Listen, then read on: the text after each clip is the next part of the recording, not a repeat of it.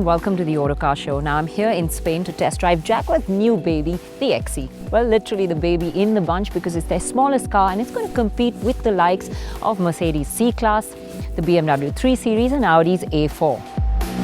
It may be the baby, but it's got to be a biggie for them. This is the one that they're looking at to drive volumes, not only globally, but in India as well.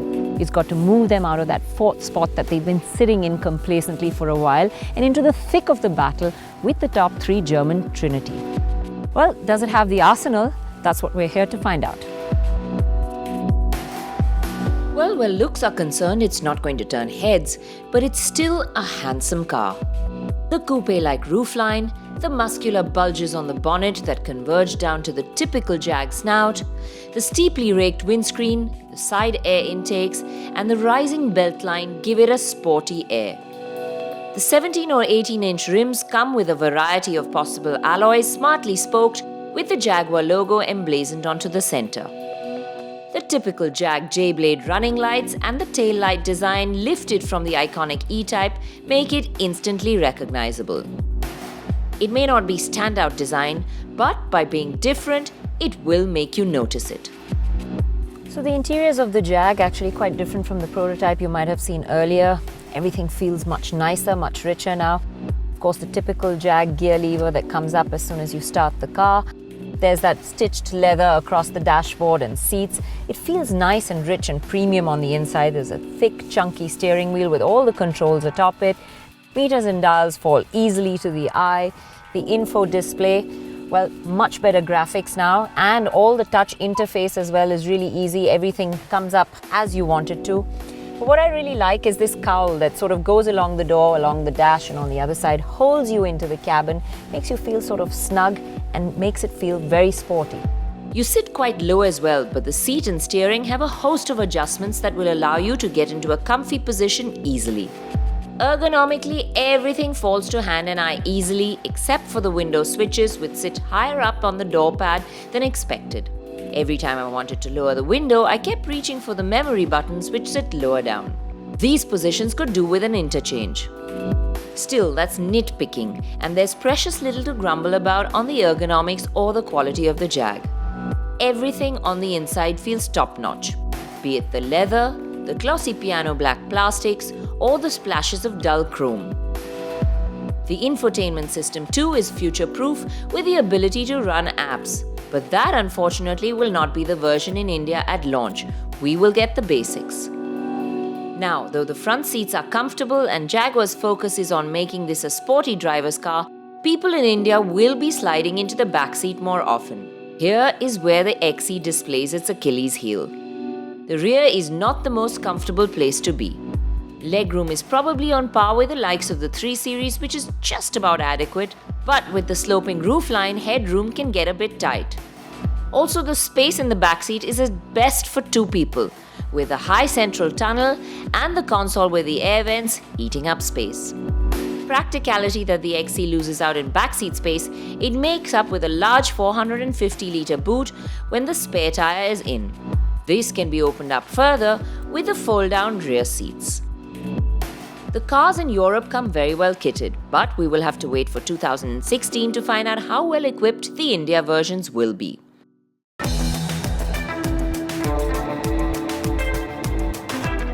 Yes, 2016 is when the car will be launched in India, most likely at the Auto Expo. The Jaguar will come with both petrol and diesel engines. I drove both of them to find out what they were like. First up, the diesel. Well, the diesel engine, people who drove the prototypes were really worried about the refinement, but I have to say that on this production version, it feels pretty refined. Yes, it does get gruffer up the revs, but nothing that's too intrusive. And in fact, when you settle into a cruise, you barely hear it at all. The 2-litre Ingenium diesel makes its debut with the XE and it churns out 178 bhp and 43.84 kgm of torque. The engine's a little bit flat below the 2000 RPM mark, and then it really picks up the pace and gets into the meat of the band. But that's not to say that it doesn't have power off boost. It does. In fact, it's quite a linear acceleration, which is what's really nice and makes it very drivable. That said, the diesel may not excite, but it certainly isn't slow either. With claim figures of 7.8 seconds, it's right up there with the competition. It responds well to throttle inputs, be it gentle dabs or a flat foot. And when you do push the ZF gearbox, it gives good support. This ZF 8-speed gearbox works really well, swaps cogs seamlessly, and works quickly most of the time. It's only when you're in the mood for some spirited driving that downshifts can feel a bit slow. But when that happens, quick dab on the paddles and problem resolved. Drive it in a measured pace and you really won't have anything to complain about. In fact, the gearbox actually does a great job. While Jag's new Ingenium diesel made lighter work, it was really the petrol that pleased us more as enthusiasts. The petrol engine has really nice punch from the word go. Put your foot down anywhere in the range, in fact, and it really serves up the power well. It's well mated to the gearbox as well, so this is an engine that can really make for some fun driving. The petrol 2-litre churns out 237 bhp and 34.6 kgm of torque. It's an engine that feels comfortable ambling around, cruising comfortably, or gunning it. It's creamy smooth but responds with enthusiasm to pedal inputs. Power comes in one strong wave all the way to the red line, and the ZF gearbox works really well in this pairing too. It adds to the punchiness with quick shifts. The XE was slowly building up points, but what really bowled me over was the way it went round a winding section of road. What's really impressive on the XE is the steering. It's their first attempt at an electric power-assisted steering, and I have to say that it's a fabulous first attempt. It feels well weighted at all times. The progression is really linear. You never feel like, you have to make sudden movements. It keeps you absolutely secure around corners. And that's just it, when you're driving this and you come into a bend, turns in too tight, well, steering responds brilliantly and never lets you feel unsafe. The body weight is made out of 75% aluminium, keeping the car light. But what Jaguars saved in body weight, they've put into suspension.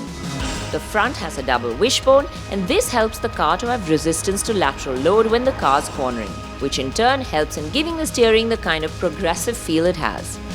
Unsprung mass has also been kept low, with the forged aluminium knuckles being made from cast blanks. At the rear too, Jaguar have stepped up the game with the integral link normally seen on higher-end cars. This really helps in achieving the stiffness required from the XE. And without going into further detail, what all of it means is that Jag have managed a perfect weight distribution on a light but stiff chassis, making for some great dynamics. Well, it did enthrall us on regular driving roads within speed limits. But we also got a chance to really push it to its limits and test its claim to sporty handling. Well, it's track time now, and this time around we have the 3-litre V6 that we've seen in the F-Type Coupe before, so it should be a good time around the track. But this is where I'll really get to test the dynamics of the XE and see how well it does around the corners.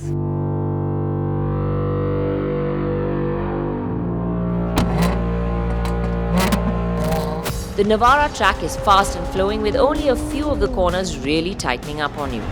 Okay, I'm not familiar with this track. I'm missing a few of the lines here and there, but I have to say that this car is dynamically really good.